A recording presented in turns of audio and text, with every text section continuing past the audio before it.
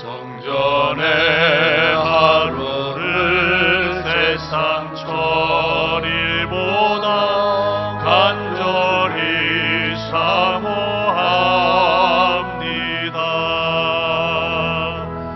내 생전 여호와 집에 거하며 주님만 찬양하리라. 아름다우신 주님의 위엄 매일 새롭게 세우시네. 오 놀라우신 주님의 자비 이전보다 더 사랑해.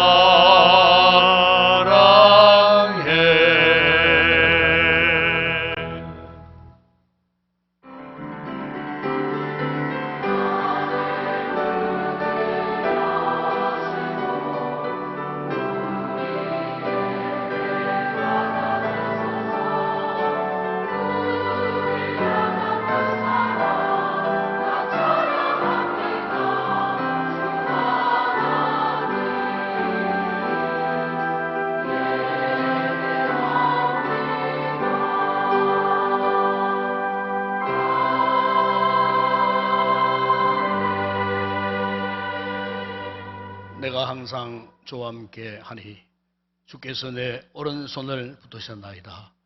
하늘에서는 주 외에 내가 누구에게 있으리요. 땅에서는 주밖에 내가 사모할 이 없나이다.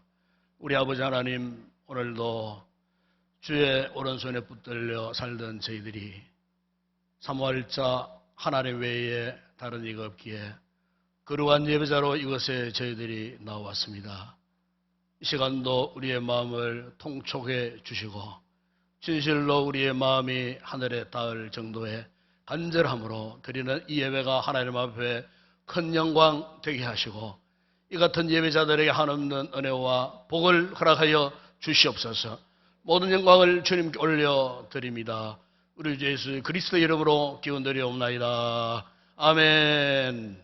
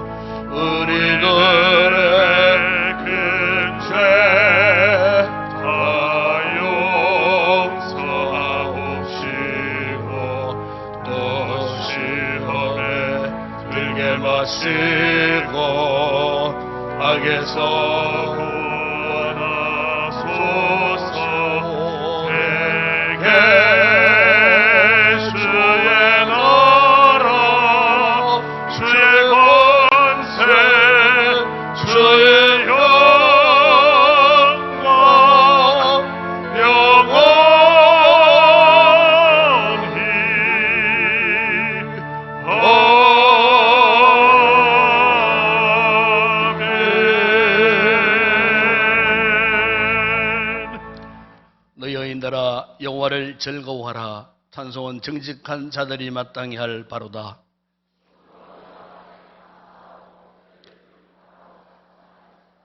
새 노래로 그를 노래하며 즐거운 소리로 아름답게 연주할지어다.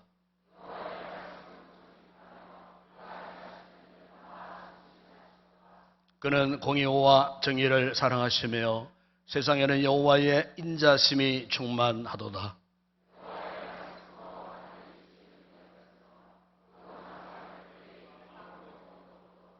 그가 바닷물을 모아 무더기같이 쌓으시며 깊은 물을 곳간에 두시도다.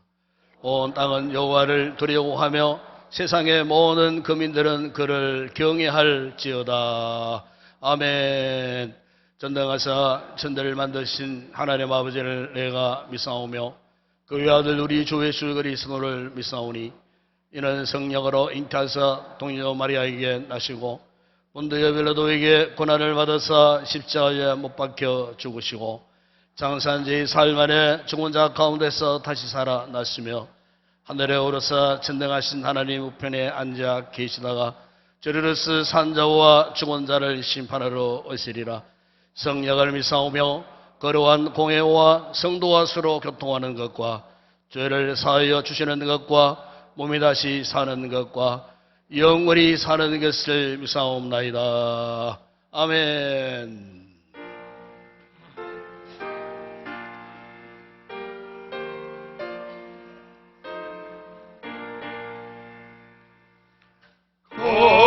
거룩한 주님께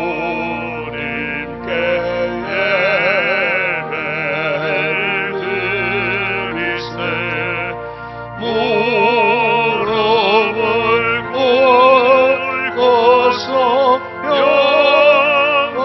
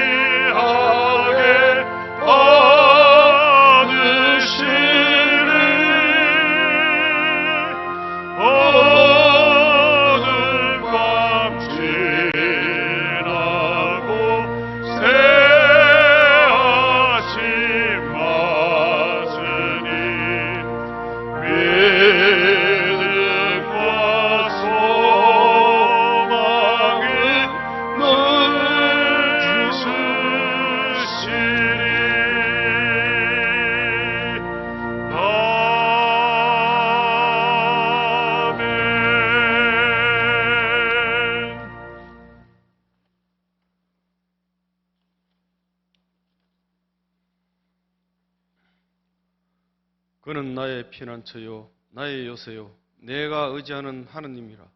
그가 너를 사냥꾼의 울무에서와 심한 전염병에서 건지실 것이미로다. 사랑과 은혜가 충만하신 하나님 아버지, 오늘도 주님 전에 나와 예배할 수 있도록 인도하신 하느님께 존귀와 영광과 경배를 드립니다. 또한 지난 한 주간도 무더위와 장마에 지치지 않도록 새 힘을 주시고 우리의 일상 속에서 주님의 인도하심을 체험하게 하시니 더욱 감사드립니다. 이 시간 우리의 온 마음을 다하여 주님을 높이며 예배드리오니 우리 가운데 임재하여 주시옵고 우리의 심령이 더욱 주님만을 기억하게 하시고 믿음이 더 굳건하게 성장하도록 인도하여 주시옵소서. 그러나 지난 시간을 돌이켜보면 매일의 일상 속에서 하나님의 뜻을 구하면서도 그 뜻에 순종하지 못하고 제 뜻대로 살아왔음을 고백합니다. 나의 허물은 보지 못하고 다른 사람의 뒷거를 지적하고 비난했음을 회개합니다. 용서하여 주시옵소서. 우리의 죄를 위하여 십자가에 흘리신 그 보혈이 우리를 정결케 하실 줄을 믿사오니 이 시간 저희의 죄를 깨끗이 씻어주시고 하나님의 자녀다운 모습으로 살아갈 수 있도록 인도하여 주시옵소서. 남은 하반기에도 하나님께서 주시는 진리의 말씀으로 은혜와 감동을 받아 말씀과 기도로 세상과 이웃을 변화시키는 빛과 소금의 역할을 감당하게 하옵소서. 하나님 아버지, 주님의 사랑과 은혜로 세워진 우리 교회가 주님의 뜻에 따라서 믿음으로 굳건히 세워지길 원합니다. 우리 교회가 어둡고 절망에 가득한 세상에 빛을 밝히게 하시옵고 하늘의 미랄이 섞어서 많은 열매를 맺듯이 우리도 세상의 미랄이 되어서 생명을 살리는 복음의 일꾼이 되게 하옵소서. 본격적인 여름 장마와 폭염이 시작되었습니다. 우리 교회에 연로하신 어르신이 많이 계시는데 주님의 은혜 가운데서 이 여름을 잘 지낼 수 있도록 힘과 체력을 주시고 항상 믿음 가운데 우리 성도들에게 본이 되는 삶이 되게 하옵소서. 이제 영유아부를 시작으로 여름 성경학교가 시작되었습니다. 여름 성경학교, 수련회 등 모든 계획이 주님의 인도하시는 가운데 이루어지게 하시고 이를 통해서 많은 사람들이 주님의 사랑을 경험하게 하시옵소서. 준비하는 모든 손길 위에 지혜와 힘을 다하여 주시옵고 무더운 여름 날씨 속에 지치지 않도록 건강시켜 주시옵소서. 이 귀한 말씀을 이 시간 단위에 서신 목사님을 성령의 말씀으로 말씀 전하시게 하시고 듣는 우리들은 이 귀한 말씀을 가슴에 품고 또 한 주간 세상을 살아갈 때에 어떤 어려움도 이겨낼 수 있는 힘을 주시옵소서. 이제 아름다운 찬양으로 인도하시는 할렐루야 찬양들을 축복해 주시옵고 오늘도 교회 이곳저곳에서 헌신하신 손길 위에도 큰 복으로 채워주시옵소서. 이 모든 말씀 닥쳐오는 재앙에서 우리를 건지시고 함께 하셔서 우리를 영화롭게 하시는 예수님 이름으로 기도드립니다. 아멘.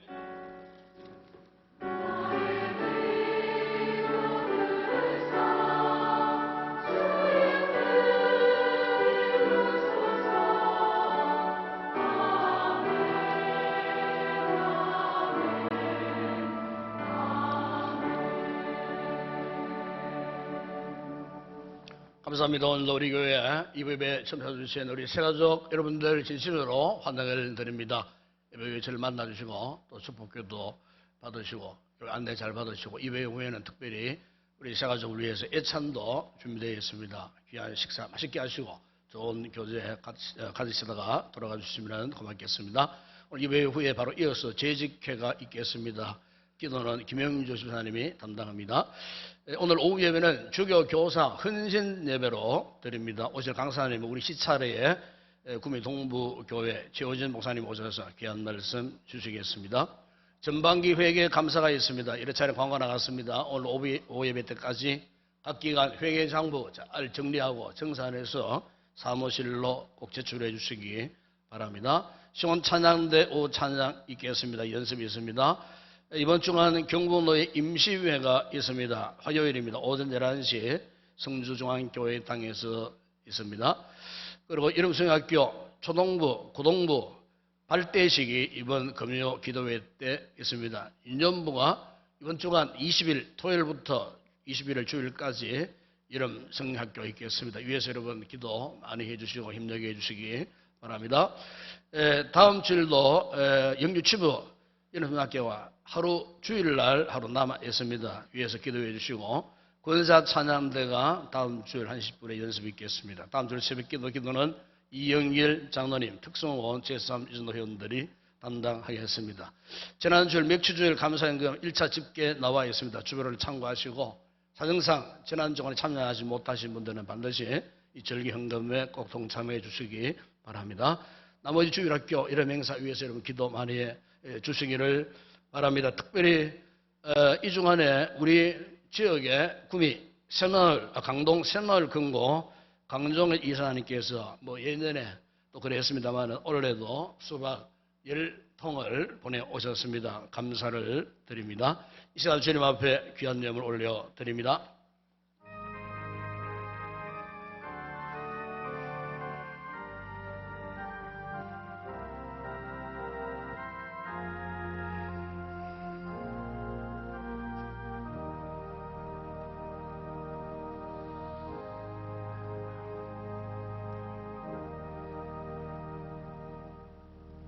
우리 아버지 하나님, 오늘도 우리 귀한 성도들이 거룩한 예배자로 부름받은 것도 감사합니다. 그런데 오늘 또 이렇게 아름다운 각 예물들을 준비하여 올려드리니 또한 감사합니다. 예물드린 가운데 소독의 11조 하나님의 것을 올려드리는 우리 성도들, 저들의 개인과 가정과 직장과 사업장, 범사를 하나님 크게 축복하시고 날마다 저들의 자녀의 소독이 넘쳐나는 은혜와 복을 누리게 하여 주시옵소서. 아름다운 감사의 귀한 예물을 올려드리는 성도들, 저들의 모든 범사에 더 많은 감사의 아름답고 풍성한 열매를 맺게 하여 주시고 세계 선교 국내 전도 교회 건축과 주일예물 드리는 우리 성도들의 생활과 저들의 삶의 터전에 더 큰 복을 주시고 예물이 서는 곳에 주의 복음이 힘있게 전파되므로 하나님의 나라가 확장되는 곳에서 맞는 복되고 귀한 예물 되게 하여 주시옵소서. 오늘 아름다운 찬양의 제사를 준비해 올려드릴 우리 모든 찬양대원들 구원의 즐거운 기쁨을 가슴에 안고 성령 충만하게 부른 찬양 하나님 앞에 큰 영광 되게 하여 주시고 오늘도 예배를 돕고 섬기는 모든 헌신자들 기쁨으로 잘 감당하여 주님 앞에 영광 되게 하시고 오늘도 우리 주일학교를 축복해 주시고 수고한 우리 교사들에게 은혜를 베풀어 주시고 오늘도 말씀을 훈련받는 우리 자녀들 말씀 안에 잘 자라가는 하나님의 큰 사람들로 자라갈 수 있도록 복을 주시며 특별히 벼 밑 위에 하나님이 지혜와 총명을 허락하여 주심으로 모두가 우등생이 되는 귀한 믿음의 복된 자녀들 되어질 수 있도록 주님 축복하여 주시옵소서. 특별히 우리 지역 사회에 또 이렇게 함께 섬기며 또 이렇게 지역 사회에 도움을 주고 있는 강동 새마을 금고에서 올해도 귀한 또 이렇게 열매를 하나님 앞에 올려드립니다. 귀한 기업 가운데에 큰 은혜와 복을 주시고 우리 지역 사회에 더 크게 참으로 일조하고 참으로 지역 사회를 위해서 헌신할 수 있는 아름다운 기업으로 날마다 성장케 하여 주시고 이사장님 위하여 모든 임직원 여러분들에게도 하나님께서 큰 은혜를 복을 허락하여 주시기를 주님 원합니다. 오늘의 모든 예물 헌물을 주의 손에 올려드립니다. 축복하실 때 오병의 놀라운 역사가 일어나게 하시고 열방지에 남는 풍성한 은혜와 복을 받아 누리게 하여 주시옵소서. 예수님의 이름으로 기도드리옵나이다. 아멘.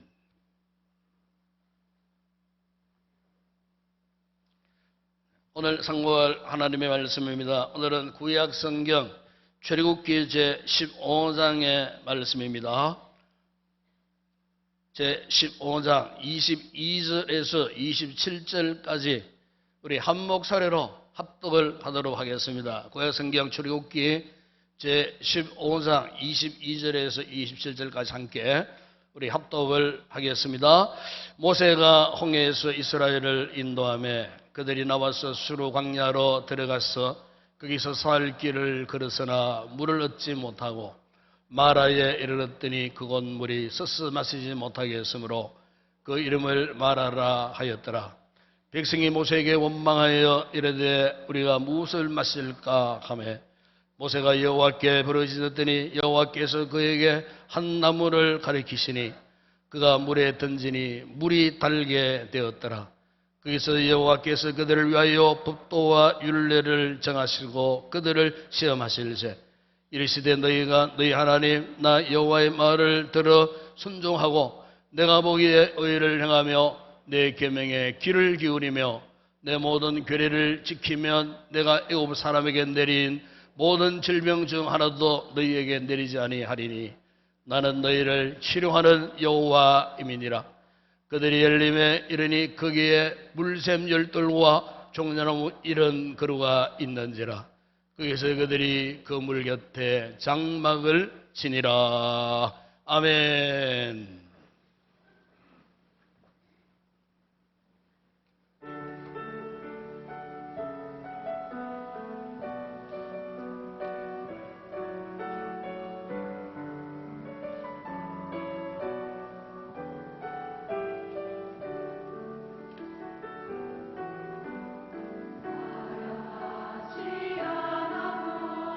정결하게 사는 자 가진 것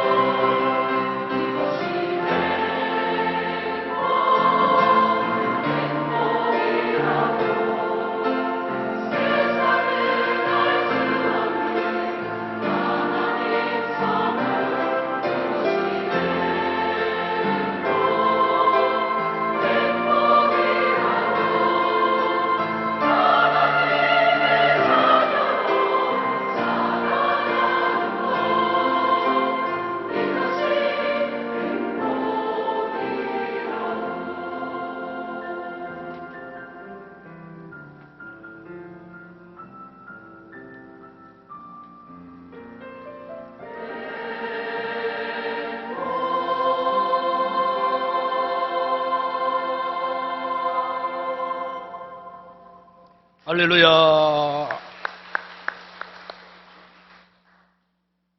유교의 경전이라고 말하는 그 사서 3경 가운데에 그 사서에 네 권의 책이 있는데 그 가운데에 논어라는 책이 있습니다. 이 논어는 공자의 제자들이 공자로부터 이렇게 훈련을 받는 가운데에 공자의 생애를 그리고 공자가 제자들에게 평소에 했던 말들을 이렇게 모아서 그 의록집으로 만들어 놓은 책이 이 논어라고 하는 이 책입니다.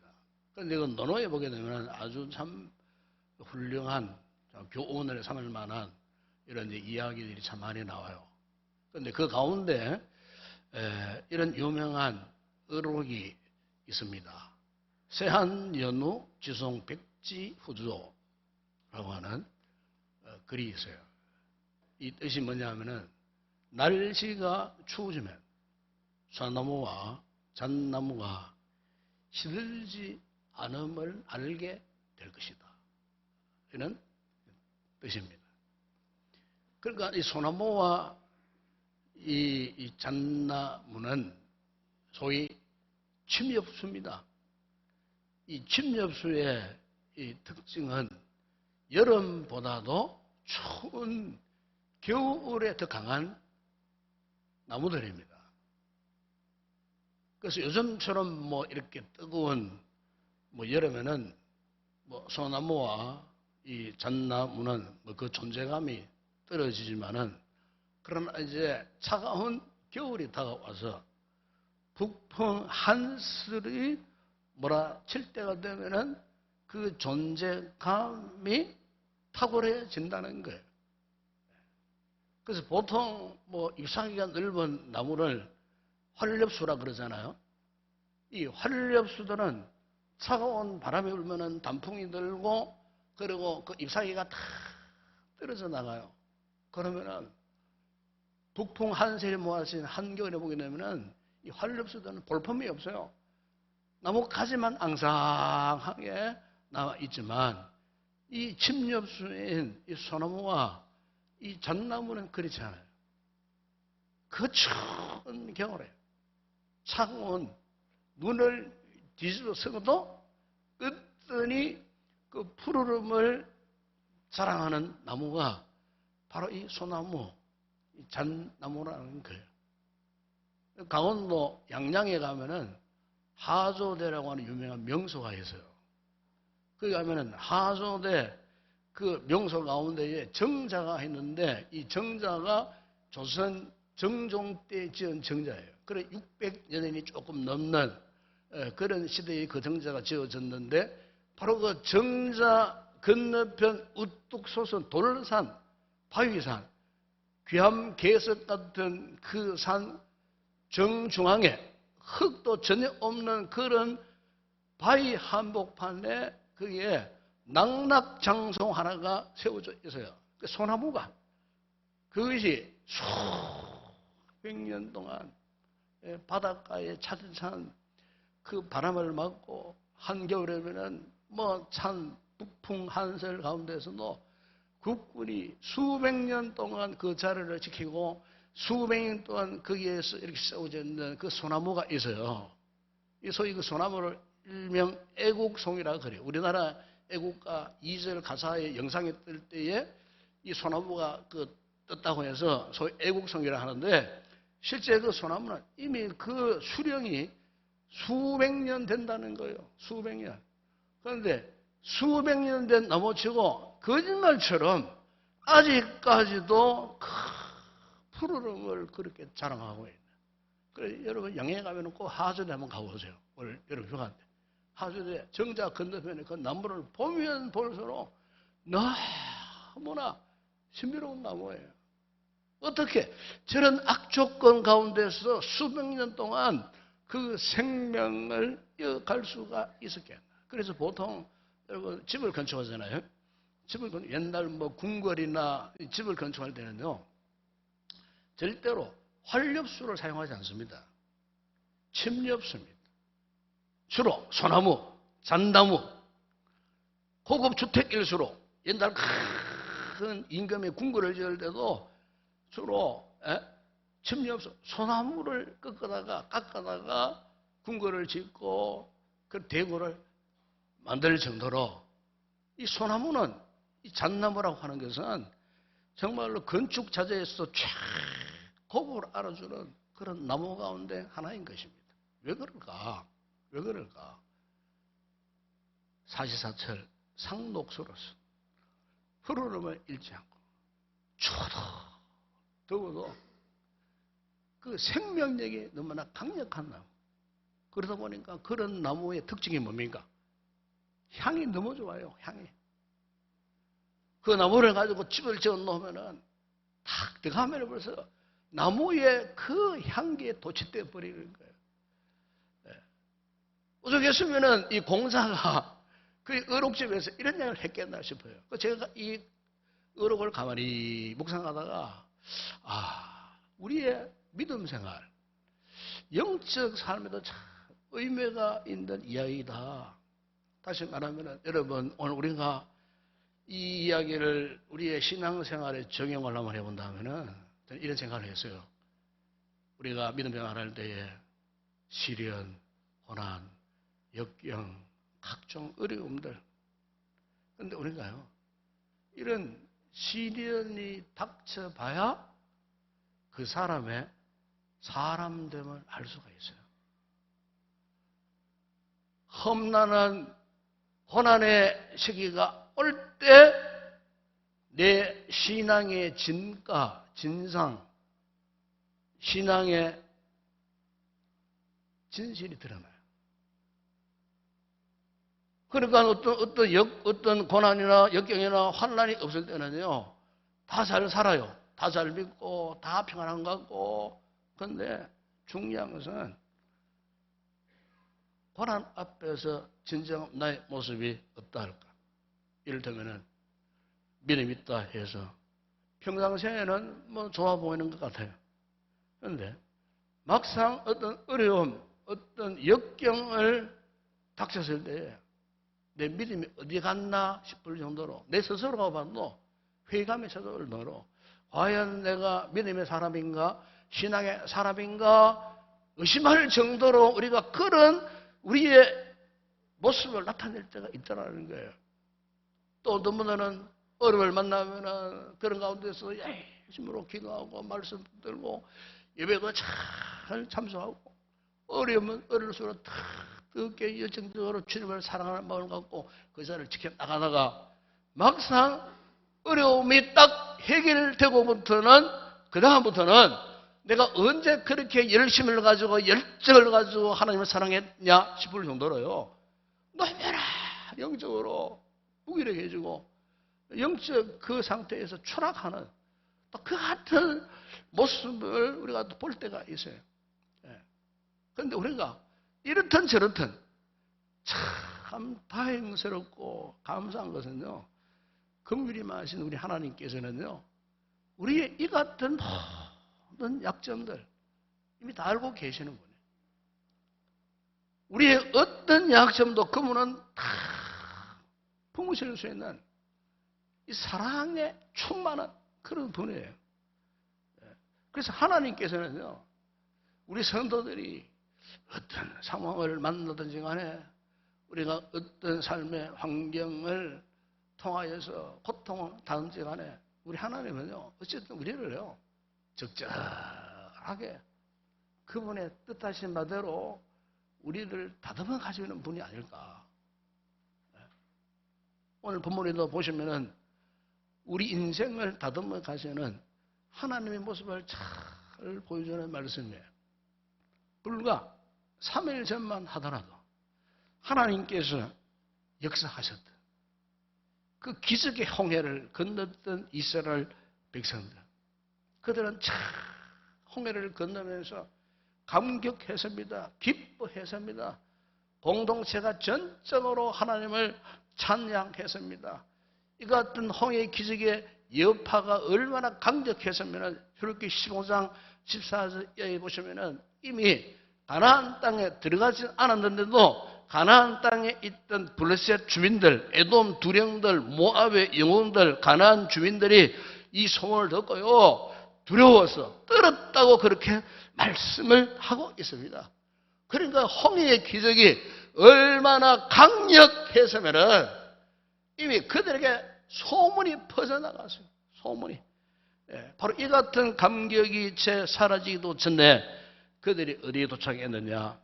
바로 오늘 본문에 보시면 수르 광야에 마라라고 하는 곳에 이 도착을 했어요. 이곳은 이스라엘 백성들이 출애굽하고 홍해를 건너서 첫 번째 장막을 치고 휴식한 곳이 이곳이에요. 그런데 이렇게 광야 생활에서 첫 번째 머물렀던 이곳에 사태가 벌어졌어요. 바로 물 부족 사태가 벌어졌어요. 여러분, 광야에서 1, 20만 명도 아니고 무려 200만 명이 넘는 대민족의 이동 가운데에 물이 없다 했을 때, 여러분, 그거 보통 문제 아닙니다, 여러분. 그런데 문제는 이스라엘 백성들이 한 번도 지금까지, 비록 애굽에서 430년 동안 노예 생활을 했지만 한 번도요, 물 부족을 경험하는 적이 없었어요. 목이 말란 적이 없었어요. 애굽 바로의 치하에서 중노동을 했을 망정 목이 마른 적이 없었어요. 왜냐하면은 그들이 430년 동안 거쳤던 그 땅은요, 애굽 땅 가운데서 그 옛날 요셉이를 통해 갖고 바로에게 허락받은 그 땅 아닙니까? 고센 땅이에요. 고센 땅. 애굽의 젖줄이라고 하는 그 라일강 하류 주둥이를 끼고 있는 삼각주가 줄비한 기름진 항상 수량이 풍부한 5만 가지 곡식이 나오고 열매들을 맺는 그 땅, 그 고센 땅에 살았기 때문에요, 이스라엘 백성들이 비록 노예로 살았지만요, 한 번도 목이 말라 본 적이 없었어요. 물이 부족한 거 상상도 못하는 거, 이해를 못하는 그런 백성들이에요. 그런데 이런 백성들이 3일 동안 물 없이 그 사막길을 걸었다. 사실 기적이에요, 기적. 그런데 참고 참았다가 언제 그들의 분기가 폭발했느냐? 바로 그 마라의 물맛을 보고 폭발해버린 거예요. 물맛. 여러분, 이 사람은요, 물이 없거나 물이 부족하거나 먹을 물이 아니면요, 곤란해집니다. 이 더운 여름 날씨에 여러분, 물 마시지 못해 먹어서 탈수에 걸리고요, 탈중에 걸리고요, 죽어요. 물은 생명이에요. 그런데 이 이스라엘 백성들이 3일 동안 그나마 견디고 버티고 인내하고 견디고 갔는데 때마침 이 물이 생긴 거예요. 얼마나 좋았겠어요? 얼마나 기뻤겠어요? 그래서 그 물을 덥석 먹었는데 그 물이 23절에 보십시오. 그곳 물이 서서 마시지 못하겠으므로. 유모성에 보니까 비트 섭섭한 물이었다. 섭섭한 물이었어요. 달콤한 시원한 생수가 아니고 섭섭한 냄새나고 무슨 이물질감을 느끼는, 그야말로 도저히 먹을 수 없는 그 물을 입에 갖다 대자마자 그동안 참았던 분기가 폭발한 거예요. 폭발한 거예요. 사는 여러분, 오늘 우리 인생길에도요, 선물 같은 마라가요, 곳곳에 숨어 있습니다, 여러분. 우리 인생길 앞에 마라와 같은 어려움들의 수렁 같은 것들이요, 숨어 있어요.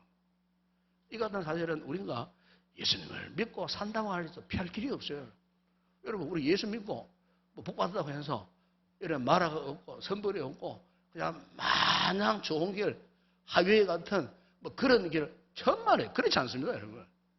신앙생활은 험난합니다. 우리가 천국에 주님의 나라에 갈 때까지 여러분, 예수 믿고 복받은 우리들이 할지라도 우리가 마치 뭐 순풍의 돛담배처럼 그렇게 잘 나가는 인생 아니에요. 예? 득이양양할 필요가 없다 그 말이에요. 왜? 믿음의 길은 험한 길이에요. 우리 인생 길 자체가 험한 길이에요. 우리가 신앙생활을 엄청나게 기대하면서 출발했지만은 막상 예수 믿고 믿음의 길을 가보니까 우리 인생 항해가 만만찮더라 그 말이에요.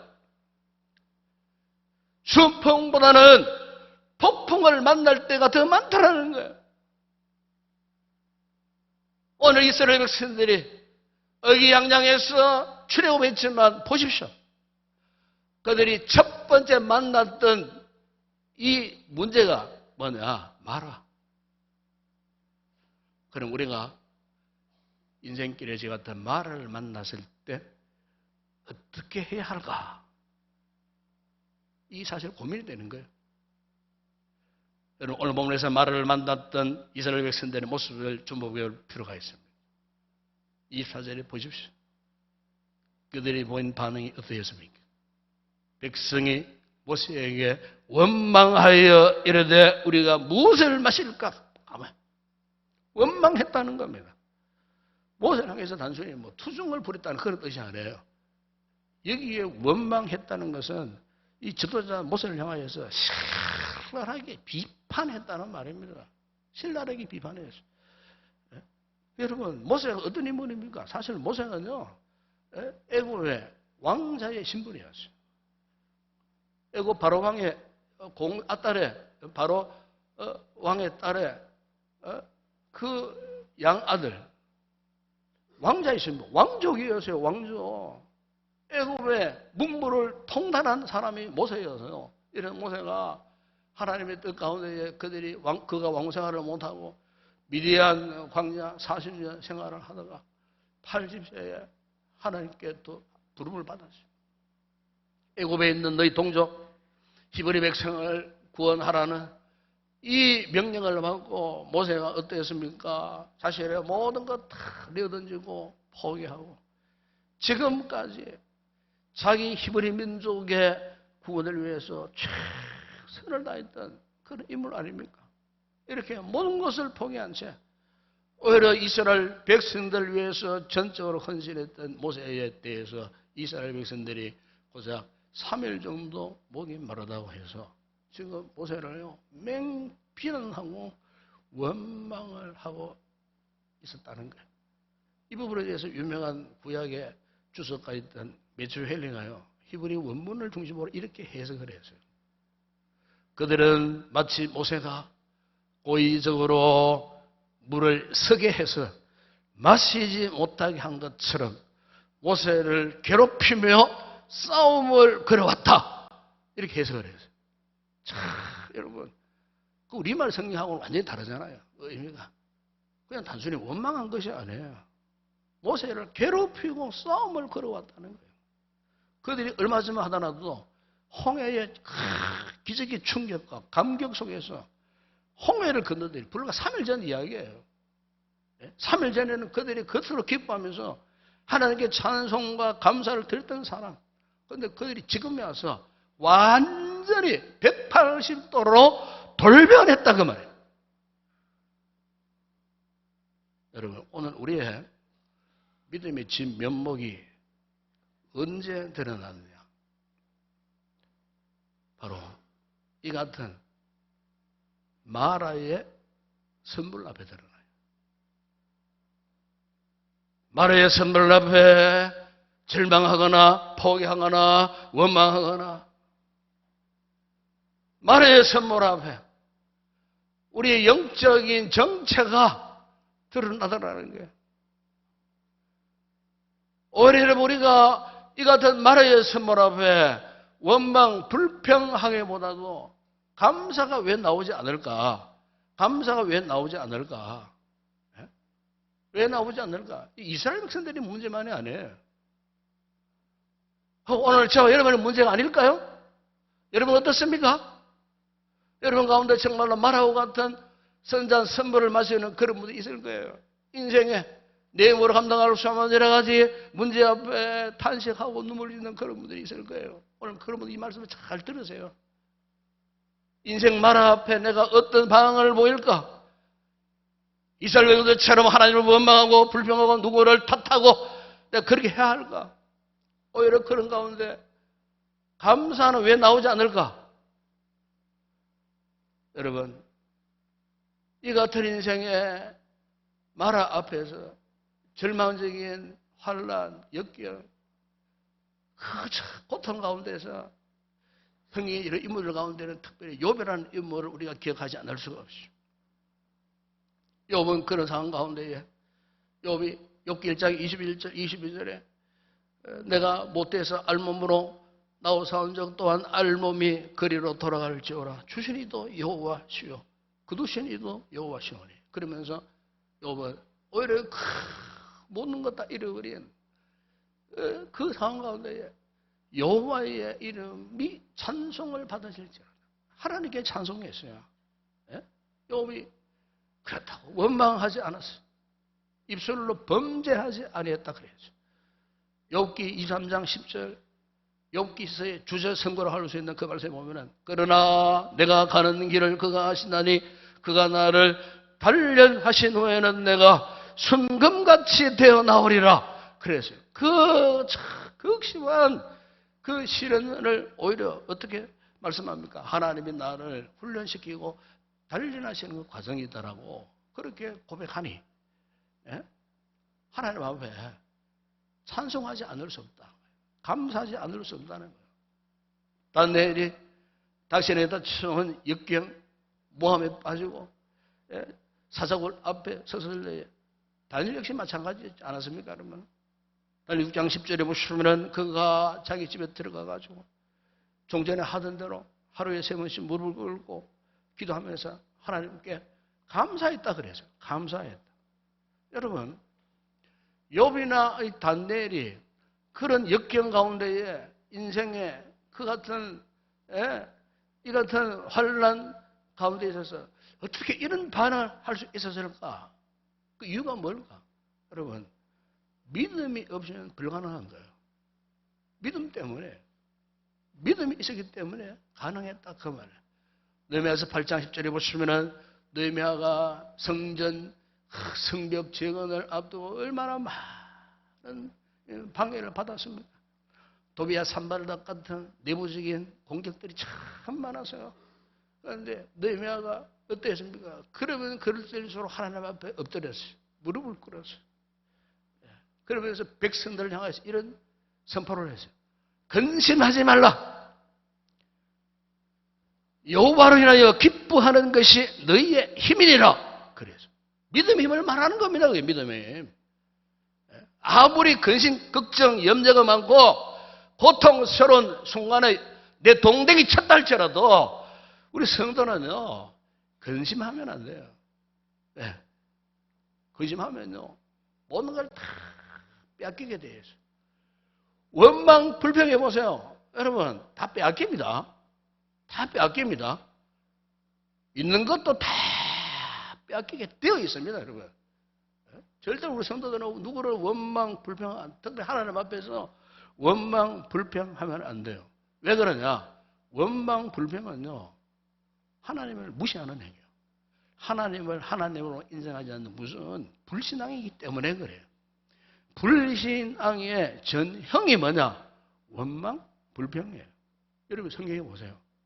원망 불평을 하나님이 좋아하시는 것 가장 싫어하시는 가운데 하나가 원망 불평이에요.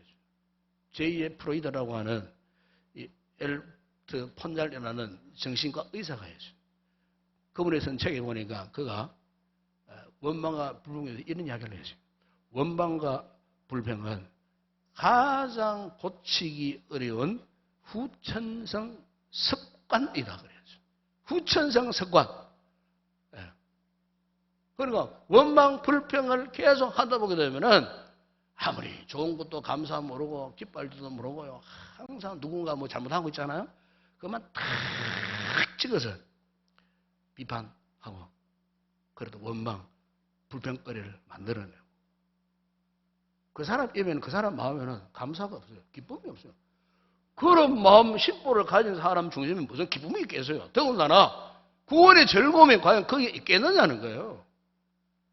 원망 불평이 불꽃에는 거기서 타오르고 있는데 뭘 하나 딱 잡으려고만 눈을 불키고 노려보고 있는데 그런 마음 그런 심보에 무슨 하나님의 감사 기쁨이 있겠냐 그 말이에요. 원망, 불평 외에는 나올 수가 없는 거예요. 근데 그것이 계속 되어지면요. 예를 들어 폰자리 그런 얘기 하잖아요. 후천성 습관이 되어버려요. 무서운 습관입니다, 여러분. 무서운 습관. 여러분, 이래서 사도 바울이 원망과 불평에 대해서, 원망에 대해서 경고한 말씀들이 고린도서 10장에 나와요. 그런데 10장 10절에 보면은 이스라엘 백성들을 일컬어서 이런 이야기를 했어요. 그들 가운데 어떤 사람들이 원망하다가 멸망시키는 자에게 멸망하였나니 너희는 그들과 같이 원망하지 말라. 그들이 누굽니까? 바로 오늘 본문에 나오는 광야의 이스라엘 백성들을 두고 하는 말씀 아닙니까, 여러분? 고린도서 10장 5절에 보면은 그러나 그들의 다수를 하나님이 기뻐하지 아니하셨으므로 그들이 광야에서 멸망을 받았느니라. 무엇 때문에 멸망받았다고요? 원망하다가 멸망을 당했다는 겁니다. 그러나 여러분, 믿음의 사람 모세를 보십시오. 모세는 어땠습니까?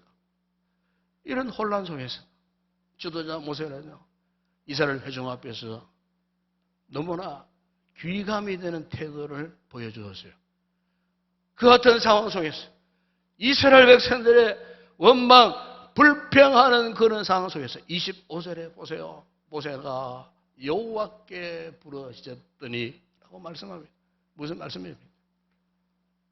그들이 함께 당면한 이 문제 속에 마실 물이 없는 이 목마름의 사태를 하나님 앞에 가지고 나갔다는 뜻 아니겠어요?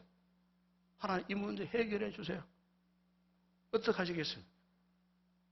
부르짖었다는 말은 하나님 앞에 천천히 이 문제를 위탁했다는 거예요. 여러분 그렇습니다. 우리 성도들이 어떤 문제를 만났을 때에 우리가요 하나님 앞에 찾아 나와서 기도하지 않고서는요 근본적으로 문제가 해결되지 않습니다. 그래서 우리 하나님께서는요 우리 성도들이 어떤 어려움을 당했을 때에 기도하라고 수시로 자주 영적인 신호를 보내주셔요. 어떤 사람을 통해서, 어떤 환경을 통해서, 어떤 상황을 통해서, 아니면 내 몸을 통해서. 너 기도해라. 너 왜 기도하지 않느냐? 네 그 문제 놓고 고민하고 스트레스 받지 마라. 오히려 그 문제 나에게 가지고 오라. 내 앞에 너 무릎 꿇을 수 없겠냐? 내 앞에 그 문제 가지고 오니 나올 수 없겠냐? 정신 좀 차리라. 예수님께서 말씀하지 않았습니까? 마태복음 20장 41절에 시험에 들지 않게 깨어 기도하라. 깨어 기도해라. 예수님이 기도하지 않는 제자들에게 어땠습니까? 하도 기도하지 않으니까 예수님 직접 기도문을 가르쳐 주세요. 이게 주기도문 아닙니까? 주기도문. 기도하라고 말씀하신 이후에 누가복음 11장 9절 보면은 구하라. 그러면 너에게 주실 것이요. 찾으라. 그러면 찾아낼 것이요. 문을 두드리라. 그러면 너에게 열릴 것이니라. 예수님이 십자가의 죽으심을 앞두고 친히 겟세마네 동산에서 제자들에게 이 같은 기도의 본을 보여주셨어요. 이 같은 모습에 대해서 히브리서 기자가 히브리서 5장 7절에서 이런 말씀을 했어요. 그는 육체에 계실 때에 자기를 죽음에서 능히 구원하실 이에게 심한 통곡과 눈물로 간구와 소원을 올렸고 그의 경건하심으로 말미암아 들으심을 얻었느니라. 우리 예수님께서도 십자가의 중차대한 그 무서운 고통의 문제 앞에서 어떻게 하셨다고요? 하나님의 아들이신 예수님께서 아버지 앞에 나가서 눈물로 통곡을 하셨다는 거예요. 여러분 저는 믿습니다. 우리 성도들이 아무리 힘들고 어려운 문제가 있더라도 성도, 즉 믿음의 사람은요 엎드리면 모든 상황이 달라지게 되어 있습니다. 믿으십니까? 엎드리세요. 여기 여러분 엎드린다는 것이 아무것도 아닌 것 같아도 엎드리든지 엎드리지 않는 아무 차이가 없는 것 같아도 그러나 분명한 사실은 엎드리면은 모든 사태에 결판이 납니다. 왜 못 엎드립니까? 엎드리세요. 엎드리면 됩니다. 하나님 앞에 엎드리세요. 여러분, 암탉이 달걀을 며칠 품습니까? 한 3주간 한 20일 품어요. 저는 어릴 때 우리 외갓집에 양내장을 했어요. 잘 알아요. 수많은 암탉들을 참 이렇게 아래에서 깨어나는 이런 모습 참 그걸 많이 보고 자라났어요. 그런데 암탉이 계란을요 한 3주간 20일, 21일 정도 품고 있으면 나중에는요 갑자기 이 계란이 똑똑똑 깨져요. 안에 병아리가 껍질을 깨고 지가 스스로 나와요. 그게 너무 신기했어요. 노란 병아리가 주둥이로 껍질을 깨고 막 이렇게. 저는 그게 너무 신기하고요. 그 민물이 그렇게 새로운 생명으로 탄생하더라는 거예요. 그런데 여러분, 사람이 아무리 달걀을요, 20일이 아니라 20년을 품어도 그에서 계란이 나오겠어요? 안 나오는 거예요. 얼마 지나지 않으면요, 푹 썩어서 냄새 날 수밖에 없어요. 이 무슨 말이냐? 여러분, 우리가 하나님 앞에, 마라의 선물 앞에, 모세처럼 하나님 앞에 무릎을 꿇는다 하는 것은 하나님께서 우리의 기도를 품으신다는 뜻이에요. 품으시는 거예요. 지금은 당장은 어떤 효과가 나타나지 않더라도 힘들고 어려울 때 하나님 앞에 눈물로 하나님 앞에 통곡하고 하나님 앞에 내어 맡기고 하나님 살려주세요. 이 문제 해결해 주세요. 그분을 찾아 나와서 무릎을 꿇고 기도하면 하나님이 그 기도를요 외면하지 않으시고 우리의 그 모든 길을 당신의 넓은 품 안에 다 품어주시는 거예요. 여러분, 히스기야가 죽을 병에 걸렸어요. 그랬을 때 그가 어떻게 했습니까? 그의 얼굴을 벽을 향하여서 하나님 앞에 눈물로 통곡을 했습니다. 그때 하나님께서 응답하셨어요. 내가 내 기도를 들었고 내 눈물을 보았노라. 하나님이 그 생명을 연장시켜 주시지 않았습니다. 한나가 자식의 문제 때문에 구박을 당하고 하나님 앞에 미친 듯이 눈물로 간구하고 호소했을 때 하나님이 그 기도를 들으시고 사무엘을 그 가정에 선물로 주시지 않았습니다. 오늘 보면 모세 역시 이런 다급하고 절박한 위기의 순간에 그가 가지고 있었던 비장의 무기가 무엇이었는가? 바로 여호와께 부르짖는 기도였습니다. 여러분, 여기 부르짖었다는 말에 히브리어가 차크라는 단어예요. 이 차크라는 단어의 의미는 뭐냐? 고통 가운데 도움을 요청하며 부르짖는 절규입니다. 절규. 그 절규를 차크. 오늘 모세가 하나님 앞에 절박한 그 심정을 품고 하나님 앞에 절규했다는 거예요. 절규해서. 절규했을 때 하나님의 응답이 나타났는데 그 25절 아닙니까? 여러분 25절에 보세요. 여호와께서 그에게 한 나무를 가리키시니 그가 물에 던지는 물이 달게 되었더라. 이 나무가 어떤 나무인지 알 수 없어요. 어느 주일학교 선생님이 이 본문을 가지고 아이들에게 분방 공부를 했어요. 그래 끝나고 나니까 웬 아이가요 선생님을 찾아와서 하는 말, 선생님 그 나무가 어떤 나무예요? 무슨 나무예요? 참 선생님이 참 난감한 거예요. 성경에 그 나무 이름이 없으니까. 그런데 계속 이렇게 나가면 하니까 쫓아오면 계속 묻는 거예요. 선생님 알려주세요. 선생님 그 나무가 어떤 나무예요? 물을 달게 했던 나무가 어떤 나무예요? 그런데 그 선생님이 순간적으로 이런 영적 지혜가 생기더랍니다. 그래서 아이에게 이렇게 대답을 했답니다.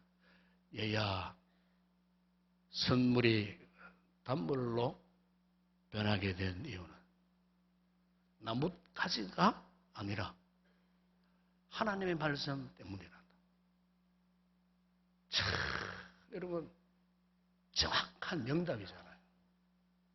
나무 가지가 문제가 아닙니다, 여러분. 우리 인생의 선물이 단물로 바뀌는 것은 나뭇가지 이게 문제가 아니라는 거예요. 하나님의 말씀. 26절에 보세요. 너희가 너희 하나님 나 여호와의 말을 들어 순종하고 내가 보기에 의를 행하며 내 계명에 귀를 기울이며 내 모든 규례를 지키면 내가 애굽에서 사람에게 내린 모든 질병 중 하나도 너희에게 내리지 아니하리니 나는 너희를 진노하는 여호와임이니라. 나의 말을 듣고 순종하며 사는 여러분 그렇습니다. 오늘 저와 여러분 앞에 어떤 마라의 순간이 가로막혀 있다 할지라도 말씀대로 순종하고 나아가면은 마라의 선물이 단물로 바뀌어진 역사가 일어날 줄을 믿습니다. 모세의 이 같은 위대한 믿음의 모습. 오늘 이 험난한 시대를 살고 있는 우리 성도들이 밤마다 살면 참 좋겠습니다. 이 한 주간도 이런 믿음으로 승리해 나가는 여러분 앞에 당면한 모든 마라의 선물이 단물로 바뀌어지는 위대한 믿음의 역사를 경험하는 우리 모든 성도들이 됐으면 좋겠습니다. 오늘 이 말씀 붙들어 한번 기도하십시다. 하나님, 지금 내 앞에 당면한 마라와 같은 선물 어떻게 할까요? 오늘 말씀에 답이 있습니다. 모세처럼 하나님을 찾으세요. 그분의 무릎을 꿇으시라고 말이에요. 기도하십시오. 마라 앞에 원망 불평하지 마시고 누구를 탓하지 마시고 마라 앞에 나오세요. 마라 앞에 하나님 앞에 내어놓고 기도하세요. 하나님 믿음으로 역사해 주세요. 믿음으로 선물의 단물로 바뀌어질 줄을 믿습니다. 하나님 나의 이 같은 믿음이 회복되게 하여 주시옵소서. 함께 우리 한번 기도하십시다. 우리 아버지 하나님 참으로 감사합니다. 모세와 이스라엘 백성들만이 마라의 선물이 있는 것이 아닙니다. 오늘 이 험난한 광야 같은 세상을 살아가는 우리들 앞에도 수시로 마라가 숨어 있었고 마라가 나타나서 마라의 그 선물이 우리 인생을 어지럽게 혼란스럽게 하고 고통스럽게 할 때가 얼마나 많은지 모릅니다. 아버지 우리가 믿음이 없으면 우리 마라 앞에 얼마나 많은 원망을 했습니까? 불평을 했습니까? 누구를 탓하지 않았습니까? 아버지 하나님 우리의 불순종 우리의 믿음 없음을 주님 아십니다. 이 시간 말씀을 통해 아버지 우리의 상한 마음들이 치료되고 회복되어지는 은혜를 허락하여 주시옵소서. 마라의 선물 때문에 상처 입은 자들이 있습니까? 지금도 아픔 가운데 절망하는 자들이 있습니까? 주여 우리의 믿음을 회복시켜 주시옵소서. 모세와 같이 하나님 앞에 절규하는 부르짖음이 회복되어지는 우리가 되게 하여 주시옵소서. 이 기도의 힘은 곧 우리의 믿음의 힘인 줄을 믿습니다. 믿음과 기도의 힘으로 결단코 마라 앞에 절망하지 않고 오히려 마라를 정복해 나갈 수 있는 우리 모든 성도들 다 되게 하여 주시옵소서. 예수님의 이름으로 기도드리옵나이다. 아멘.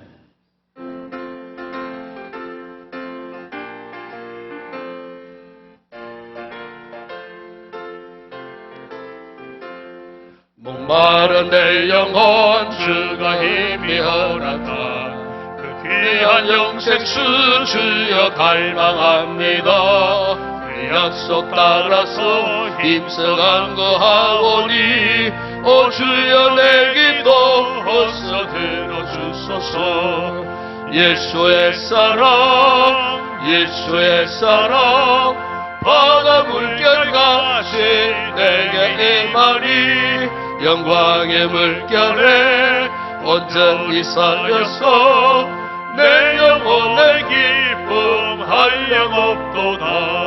주 내게 약속한 금비 내려주시려 내의 저구름 건너편에 떠올라 그 귀한 징조가 내게 밝히 보이니 나 힘을 다하여 주께 간구합니다.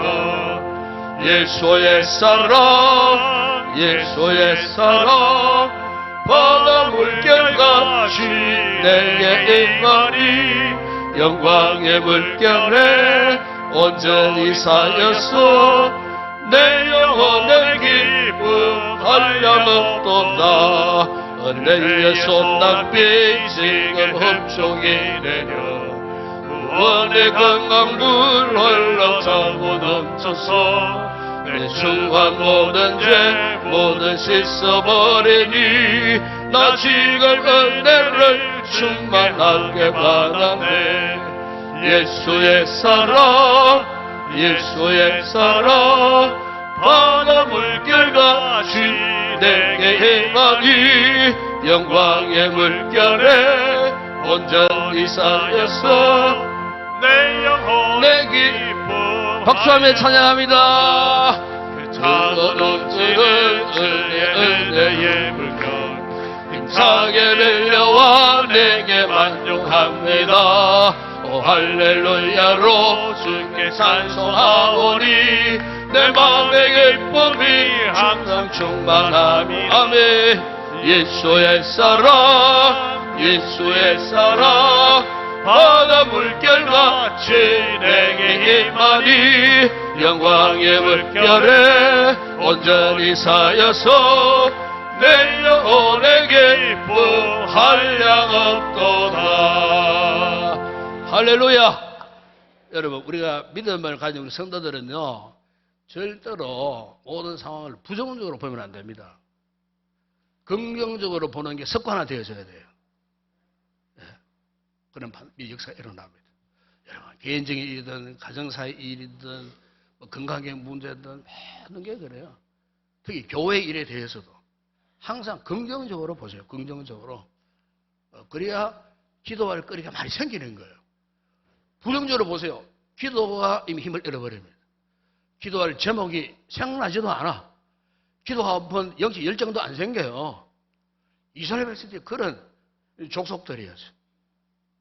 원망 불만밖에 몰랐다는 말이에요. 한주간 여러분, 긍정적으로 삽시다.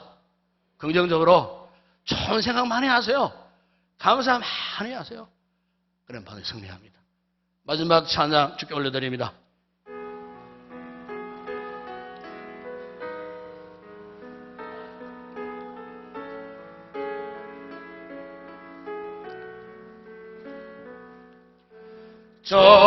전심으로 준 찬양